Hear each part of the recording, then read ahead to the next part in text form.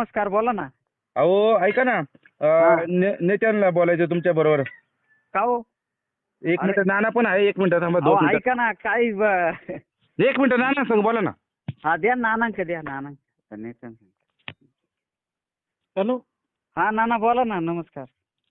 नाही नाही, त्या दिवशी काय गावात बाईट दिली तुम्ही, बोलले 60% विखे चालेल. नेत्यांची बाईट ऐकली.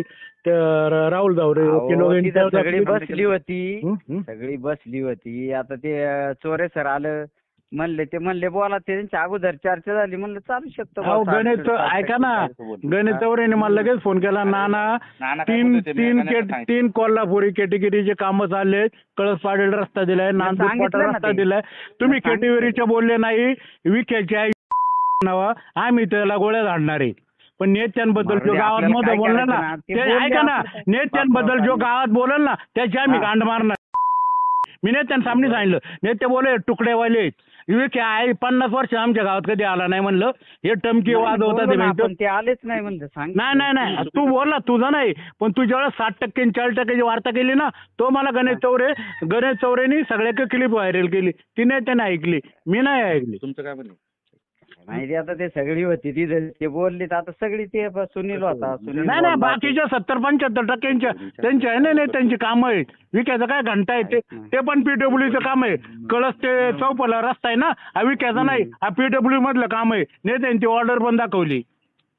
मग आहे आता ते तिच्या मी ते बोललो ते नांदूर मला काय म्हणायचं, ऐका ना, तुम्ही कोल्ड्याचे किती नातेवाईक असू, ते सुभाष गालांडे असू, नाही तर तो सुनील गालांडे असू, तो कोल्डे आहे तरी फिरून आलाय. ते नेत्यांना पण माहिती. तुम्ही त्यांचे नका. विखे तुमचं काय घेणं द्या नाही का विखेचं? काहीच घेणं देणं नाही नाही, 50 वर्ष गावात नाही आला. पण नाम नाहीच ना, त्याचा काय विषय एवढं. मी तुम्ही गावचे एक सदस्य झाले, नानामुळे झाले, पद भेटली, सगळं झालं, आणि सांगता कळसमध्ये 60% विखे चालेल आणि 40% नेते चालेल. तुम्हाला शोभतं का? तुम्ही जबाबदारी व्यक्ती, तुम्हाला होल्डिंग शोभतं का? तुमच्या बुद्धीला पडतं का? अहो तुम्ही सगळी बसले होते, ते सगळी. नाही नाही नाही, तुम्ही टक्केवारीची गिन्नी करणार आहे कोण? तुम्ही कोण गिन्नी करणार आहे?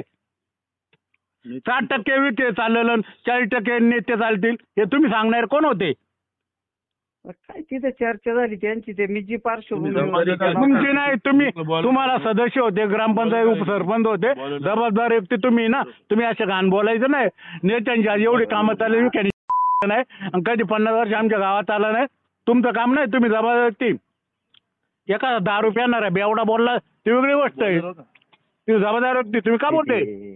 ते बापूराव दादा ते होते, ते सगळे त्यांची बापूराव दादाचं नका सांगू. बापूराव दादा म्हणला मला माझं आयुष्य घडवले पवार साहेबांनी, ते तुम्ही नका सांगू. ते बापूरावचं नका सांगू तुम्ही.